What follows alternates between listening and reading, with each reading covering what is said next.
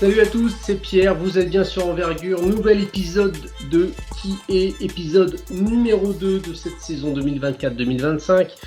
Je suis de nouveau avec Lucas et Manu. On va encore parler d'un vieux prospect. Alors, quand je dis vieux, c'est un 2002, c'est pas non plus quelqu'un qui va aller directement à l'EHPAD dans 6 mois. On va partir de côté du Colorado avec un certain Nick Clifford. Messieurs, d'abord, comment ça va? Très bien, et Ça toi? va. Eh ben, écoute, on est lancé, on est parti, donc je suis ravi. On va parler du joueur. Qui est-il, Lucas? C'est encore une fois un 2002. On commence par les plus vieux, comme tu l'as dit, qui a commencé à Colorado ces 2 premières saisons et qui a finalement bifurqué vers Colorado State, où il est actuellement. Et dans son équipe, c'est un peu la first option. Pour moi, c'est son équipe. On le voit statistiquement. Et pour le reste, je vais laisser la main à Manu qui connaît bien mieux le contexte que moi. Ouais, donc sur ces saisons à Colorado State, donc c'est sa deuxième, comme disait Lucas, titulaire, indiscutable. C'est le joueur avec le plus de minutes aux côtés de Jalen Lake, qui est pareil, qui sont à 35 tous les deux, plus ou moins. Et c'est un titulaire, quasiment la première option offensive de son équipe. Et c'est dans une équipe de Nico Medved qui tourne assez bien quand même. C'est assez plaisant à regarder comme équipe. Donc il a ce rôle un peu d'homme à tout faire. Et on va un peu entrer dans les détails après de son jeu. Mais voilà, donc titulaire, homme à tout faire, première option d'une équipe intéressante à voir jouer.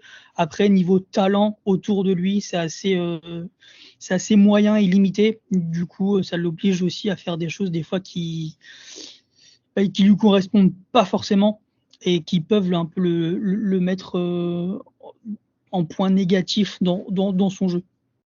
On va faire un petit tour du côté des stats, si vous le voulez bien, pour Nick Clifford. C'est quelqu'un qui, à l'heure actuelle, on est début décembre, je recontextualise à chaque fois, parce que si vous prenez le podcast bien plus tard dans la saison, au moins vous saurez.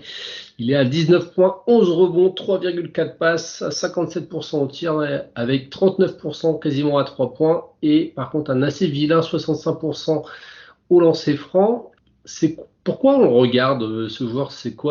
Qu'est-ce qui saute aux yeux quand on regarde des matchs de Colorado State, à part qu'il joue énormément? Son impact, clairement. En tout cas, c'est la première chose qui m'a frappé quand j'ai lancé. Je l'avais jamais vu avant cette année. Dès le premier match, ça fait partie de ces joueurs où on n'a pas besoin de se poser la question de qui on regarde sur le terrain. Il est très, très impactant. Je trouve que on parle souvent des joueurs qui jouent plus grand ou jouent plus petit que leur taille. Et je trouve vraiment qu'il en fait partie des joueurs qui jouent plus grand que leur taille. J'ai vérifié au moins 4 fois sa taille sur plusieurs sites pour voir si vraiment il faisait un 1m98. J'ai fait pareil. Je le vois beaucoup, beaucoup plus grand. Bah, beaucoup plus grand, j'exagère, mais je le voyais au-dessus autour de 2m4, 2m5. Donc ouais, c'est la première chose qui saute aux yeux quand on regarde en tout cas. Manu, c'est quoi sa qualité première, s'il en a une? Oui. Enfin, pour moi, il n'y en a pas une en soi. C'est pour ça que je pose la question, c'est parce qu'il y en a plusieurs. Sa qualité en soi, c'est sa capacité à exister en attaque, mais de plusieurs façons différentes. Je trouve ça vraiment super intéressant. Après, peut-être que le contexte équipe fait que, mais je trouve qu'il est capable déjà d'exister sans avoir le ballon. Il peut couper, il peut poser des écrans. Je trouve ça vraiment un point positif dans le basket actuel, en tout cas. Et c'est quelqu'un qui est aussi capable d'apporter du shooting globalement sur du catch and shoot. Mais on voit un peu de sortie d'écran, on voit un peu de sortie de dribble. Donc ça commence à arriver. C'est super intéressant de voir cette diversité qu'il peut avoir au tir globalement. Et voilà, je trouve que voilà, toutes ces qualités mises les unes à côté des autres fait que ce joueur est quasiment toujours positif en attaque, quoi qu'il arrive, sur chaque attaque. Du coup, je trouve ça vraiment fort, vraiment positif. Et qu'importe l'adversaire auquel il fait face, il est toujours dans la même situation. il va toujours arriver à trouver quelque chose pour être positif pour son équipe. Du coup, je trouve que c'est super agréable pour un coach d'avoir un joueur comme ça, un peu polyvalent dans ce côté-là de l'attaque. Lucas, qu'est-ce qu'il y a d'autre comme qualité chez ce garçon? Moi, je rejoins Manu sur le côté offensif, mais je vais rajouter le côté défensif. Je trouve qu'il a une vraie versatilité qui le rend très intéressant. C'est un joueur qui n'a pas de qualité première élite, enfin, à proprement parler, mais pour moi, sa qualité première élite, c'est sa polyvalence et son côté couteau suisse, aussi bien défensivement qu'offensivement. Même si j'allais me lancer sur les défauts, mais je vais essayer d'être patient. Comme l'a dit Manu, il impacte énormément offensivement. Il y a des vrais flashs sur du post-up.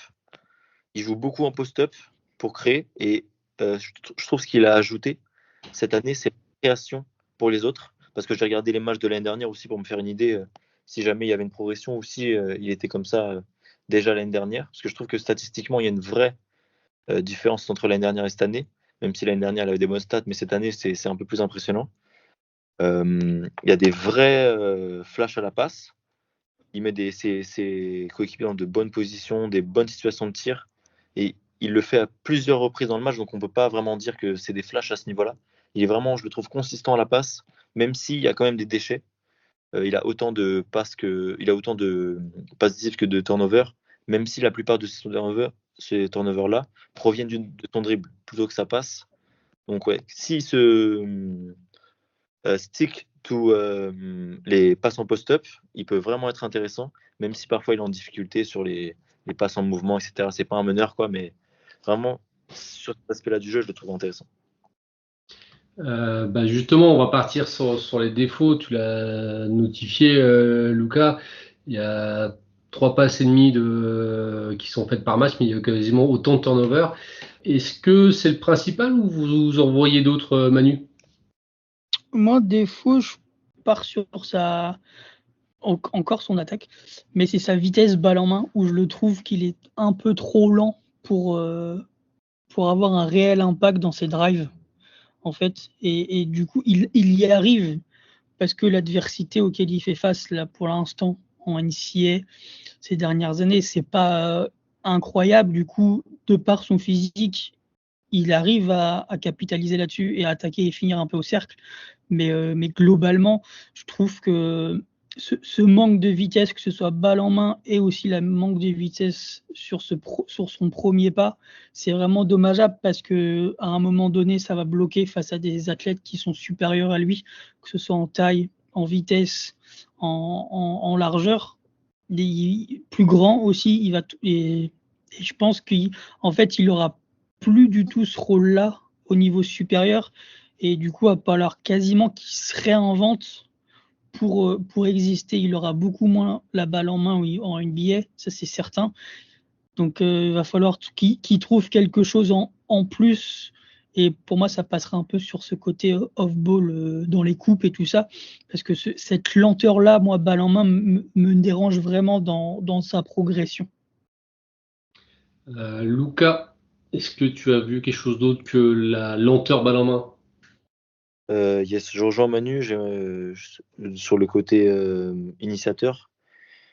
Pour moi, il a vraiment un manque de qualité d'appui et de qualité balle en main. Il n'a pas le handle pour pouvoir respirer sous la pression. Donc pour moi, je ne le vois pas créer balle en main en NBA. Et de plus, quand il crée balle en main en NCAA, je trouve qu'il se repousse beaucoup sur son physique. Et bien qu'il joue plus grand, qu'il soit impressionnant physiquement, en face, il va affronter des joueurs qui ont le même physique que lui. Donc pour moi, ce côté création balle en main, j'attaque le cercle, je suis très agressif, ça peut marcher sur du close-out plutôt que sur, comme on le voit aujourd'hui à Colorado State, sur du je joue les pics, je prends les pics. Je vois beaucoup plus off-ball. Et le problème, c'est qu'à Colorado State, il a tous les ballons. Donc on le voit très peu dans le mouvement sans ballon. Il n'y a pas de playmaker pour le faire briller loin du ballon. Donc ouais, je mets un gros point d'interrogation là-dessus, sur à quel point il va réussir à produire en NBA. Ce qui est sûr, c'est qu'il ne produira pas autant. Parce que sur ces 19 points de moyenne, il y a on va dire, 12 points sur son physique. Et je trouve qu'on ne le voit pas assez sur du catch and shoot, en fait. Il a une bonne qualité de tir. Il est surprenant, parfois, en sortie de dribble. Il prend des shoots compliqués, des shoots contestés. Et pour autant, il est capable de refuser des catch and shoot ouverts. Donc, je trouve que le point d'interrogation à la zone d'ombre, c'est que à quel point il va réussir à s'adapter à son nouveau rôle, un rôle plus de spot-up, plus de jeu sans ballon, un mec qui va pas forcément avoir la balle autant qu'il l'a aujourd'hui. Donc ouais, c'est vraiment ça ce qui me vient en tête. À propos de son tir, on voit cette année, c'est quasiment 39 à 3. 39% à 3 points, ce qui est très bien. Au lancer franc, c'est depuis sur ces 5 années, c'est à peu près 65% au lancer franc. Est-ce que c'est un motif d'inquiétude pour justement la définition d'un rôle chez lui, messieurs? Moi, je pense que en tout cas, ça va être une interrogation parce que ça veut dire qu'il n'a pas le même shoot et qu'il ne le connaît pas, son shoot, il ne le maîtrise pas. Ouais. Parce que normalement, quand tu es au lancer franc, c'est un shoot calme, tu as tes notions, voilà, tu sais ce que tu vas faire. C'est quasiment le shoot parfait en soi. Et il a beaucoup, 67% sur 4-5 saisons. Pour un joueur de sa taille, c'est pas catastrophique, mais pas loin, quoi. Et surtout, je trouve qu'il y a il y a un vrai zone à creuser sur le fait qu'il soit beaucoup plus à l'aise en sortie de dribble qu'en catch and shoot. Et on sent, parce qu'il préfère prendre des shoots plus compliqués en sortie de dribble qu'avoir des shoots faciles en catch and shoot. Donc il y aura un vrai travail à faire sur toute cette partie-là.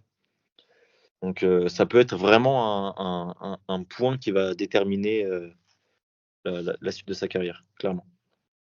Pour faire un petit peu la synthèse de tout ce que vous avez dit, on a un garçon qui fait à peu près tout sur le terrain, qui crée, qui tire, qui agresse le cercle, qui a une grosse activité au global, hein, soit en défense ou en attaque. On a un petit peu en fait un two-way player, un all-around, mais sans vraie qualité, vraie qualité élite, c'est là où je veux en venir. Finalement, d'où la difficulté de la projection. On va peut-être s'attarder un petit peu sur la défense parce qu'on n'en a pas trop parlé. Quel genre de défenseur c'est, messieurs? Défensivement, je le projette dans une équipe à la Memphis, à la Miami, qui a des joueurs qui se battent au rebond, qui sont intenses, qui apportent beaucoup d'impact dans les duels. Et je trouve qu'il est vraiment intéressant sur ce niveau-là. Il y a des flashs défensivement, notamment je crois que c'est contre TCU, où il impacte, et c'est ça qui fait la différence en fin de match. Et j'ai presque envie de dire que c'est ça qui leur fait gagner le match, c'est que il ramène tellement d'intensité, c'est pas pour rien qu'il a 11 rebonds de moyenne alors qu'il défend plutôt sur les joueurs extérieurs. Il y a même des flashs à la protection de cercle. Il est athlétique, il bouge bien. C'est pas le meilleur défenseur on-ball. Je dirais qu'il est plutôt intéressant sur du switch parce qu'il est capable de sortir fort de l'écran. Je le vois plus défendre sur les postes 2-3. Je le vois pas vraiment sur les postes 1 et je trouve que sur les postes 4, ça peut être trop petit, même s'il est, comme on l'a dit, il joue plus grand. Il peut plutôt dépanner sur le poste 4 et dépanner dans un petit échantillon sur du poste 1. Mais ouais, défensivement, en tout cas, il y a vraiment quelque chose, surtout sur le rebond, l'intensité qu'il met, à quel point il utilise ses qualités athlétiques. Défensivement, c'est ça qui le rend vraiment intéressant. Au niveau de sa polyvalence, c'est ça qui fait la différence. Manu, est-ce qu'on n'est pas biaisé un petit peu par le niveau aussi de la c'est quoi? C'est la Mountain West Conference, Colorado State? Ouais. Par l'opposition qu'il y a en face, où justement on a l'impression que quelquefois il joue avec des enfants. Bon, il y a ça, mais je pense que surtout là, ce qui fait la diff chez lui, c'est plus son âge. Il a avancé face à l'adversité. Parce qu'autrement, moi, je pars du principe qu'importe le niveau auquel tu joues, si tu es bon, tu seras bon. On le voit avec les frères Thompson. ont joué contre des lycéens pendant 75 ans en overtime elite. Et pourtant, ils sont pas catastrophiques en NBA, ils arrivent à exister malgré ça. Donc je pense que là-dessus, j'émets des réserves en fait, mais elles sont de plus en plus petites au fil des années où on regarde la NCAA et les joueurs qui se transfèrent en NBA, parce que finalement, si tu es bon, tu seras toujours bon. Parce que si tu connais ton rôle, si tu connais tes qualités, tes défauts, et là, je pense que c'est le cas, en fait, chez ce gars-là. Il sait qu'il est bon en défense, il sait qu'il va pouvoir être positif sur des séquences à la passe, ce genre de choses. Donc je suis pas inquiet sur la diversité en fait auquel ça booste peut-être un petit peu ses stats, mais bon, quand tu shootes à 40% à 3 points, la diversité, qu'elle soit forte ou pas, les tirs il va les mettre. Tu vois ce que je veux dire? Complètement. Sur la projection, maintenant, ça va être le sujet épineux le concernant, parce que comme on l'a dit, c'est quelqu'un qui fait beaucoup de choses, mais qui n'est élite, en tout cas, dans rien, qui n'a pas un rôle qui est transposable, pardon, en NBA. Comment vous voyez les choses pour lui, et qu'est-ce que vous allez regarder sur sa fin de saison? Moi j'avais deux noms, donc il y en a un où je pense qu'il est un peu plus safe que l'autre, c'est Christian Brown de Denver, en Kansas, qui a pareil été drafté après 3 ans, il me semble, à Kansas, et qui est tombé dans l'un des meilleurs contextes NBA, on va pas se mentir, avec un MVP en puissance, mais je trouve qu'il lui ressemble par sa capacité à jouer sans le ballon, par ses coupes, ce genre de choses, par le tir aussi, il va être capable de sanctionner s'il est ouvert, il va pouvoir sanctionner. Donc par ces deux choses-là, je trouve qu'il lui ressemble un peu. Après, faut qu'il tombe dans un contexte assez favorable. Et mon best case scénario, je trouve qu'il y a des fois, il y a vraiment des shades of Jalen Williams dans sa capacité à savoir tout faire, en fait, à tirer, à initier, à prendre les pics, à défendre fort sur les ailes. Je trouve que franchement, des fois, il y a vraiment des séquences où on se dit waouh, mais ce gars-là, il est capable de tout faire, défendre sur tout le monde, d'être positif en attaque de plusieurs façons. Et c'est ce qu'est en train de faire Jalen Williams cette saison, où il est juste fantastique, quoi. On voit pareil un mec qui est capable d'initier, de porter la balle, de tirer, de défendre. Et franchement, sur certaines séquences, je le retrouve là-dedans. Mais c'est vraiment le best case scénario. Pour moi, je le vois dans un rôle de two-way, un couteau suisse que les coachs aiment bien avoir dans leur roster, mais qui n'a pas forcément un rôle central. Il va devoir se changer de rôle, s'adapter, parce qu'il n'aura pas du tout le même rôle en NBA. Il sera plus pour moi en sortie de banc. Il va être dans un rôle d'energizer. J'ai deux compes, moi aussi. Je le vois jouer un peu du Jaime Raquez dans l'intensité, dans le côté polyvalent.